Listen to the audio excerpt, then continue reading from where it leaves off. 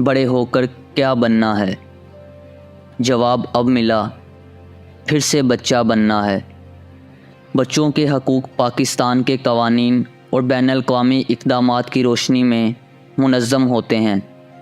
जब भी कोई बच्चा अपने मुस्तक़बिल के बारे में सोचना शुरू करता है तो वो सबसे पहले अपनी खुशी और अपने अंदर की मासूमियत को खोता है।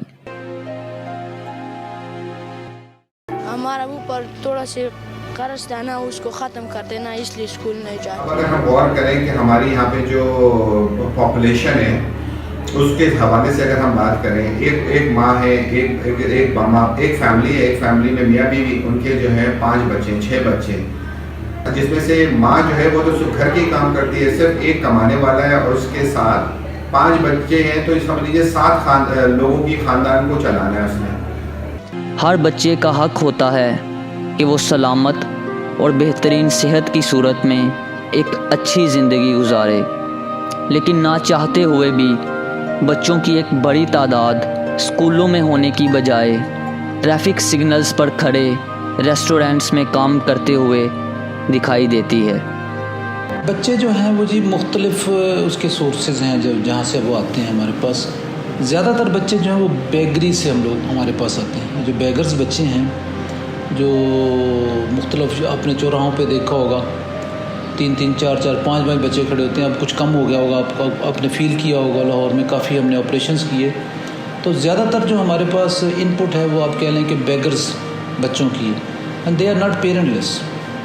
ख्वाहिशात और जज्बात को पीछे रखते हुए उसे हम उस बच्चे की बेबसी ही कह सकते हैं। बच्चों को मुकम्मल तालीमी सहूलियात और मुख्तलिफ़ मौक़े फ़राहम करने चाहिए, जो कि अमूमन शहरों में तो दस्तयाब होते हैं मगर देहाती इलाकों में नहीं।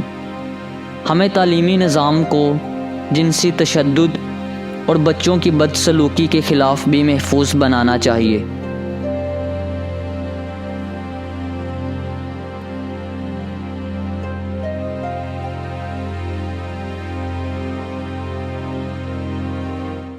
जो बच्चे हमारे पास रहते हैं उनकी तालीम का बिल्कुल प्रॉपर इंतज़ाम है जी।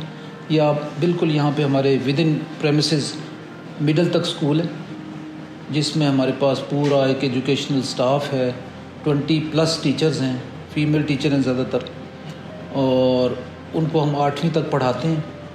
8वीं के बाद यानी मिडल करने के बाद अगर बच्चा पढ़ना चाह रहा है, जो कि नॉर्मली मोस्टली बच्चा पढ़ना चाहते हैं, हम उनको साथ हमारे नेबरिंग जो भी स्कूल हैं गवर्नमेंट के स्कूल, उनमें उनका एडमिशन करवाते हैं। उसके ड्यूज़, उसकी यूनिफॉर्म, उसके तमाम एक्सपेंसेस हम उठाते हैं। बच्चों का हक ये भी है कि वो खुशगवार माहौल में रहें।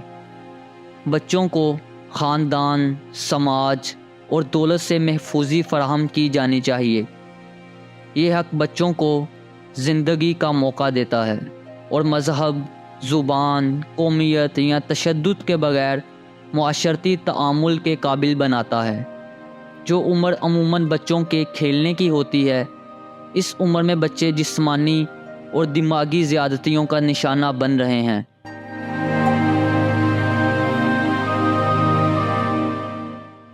ये काम खुशी से तो नहीं, लेकिन पढ़ाई का दिल करता है, लेकिन महंगाई नहीं होगी कि पढ़ाई नहीं कर सकते। मेरे वाले साहब डंगरों का काम करते हैं, वालदा भी वही काम करती है।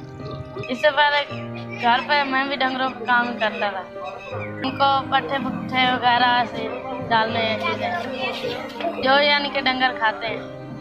नहीं गुजारा नहीं होता, महीना मुकता और पहले पैसा भी नहीं बचता।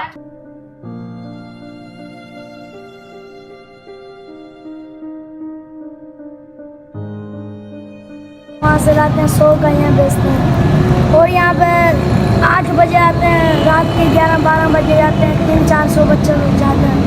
और अल्लाह ताला करेगा इसमें ये बिक जाएंगे तो इसमें भी कुछ रोज़ी मिल जाएगी।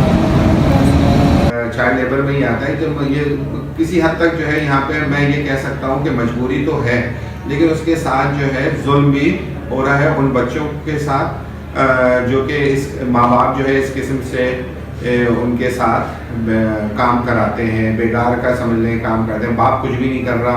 तो ओवरऑल बहुत कुछ चीज़ें इन्वॉल्व है। इसको ओवरऑल जो है, जो सबसे इम्पॉर्टेंट चीज़ जो मुझे समझ में आती है कि मेरी एक अपनी तरबियत हुई है और मेरी तरबियत के मुताबिक जो मैं समझता हूँ कि इन लोगों को जहाँ पे ये चाइल्ड लेबर का जो कॉन्सेप्ट आ रहा है, लोगों को दीन का सही इल्म नहीं है। जिस दिन इनको दीन का सही समझ आ जाए और दीन पे सही अमल करने शुरू हो जाए, उस दिन ये चाइल्ड लेबर जैसे जो प्रॉब्लम है ये भी नज़र नहीं आएगा।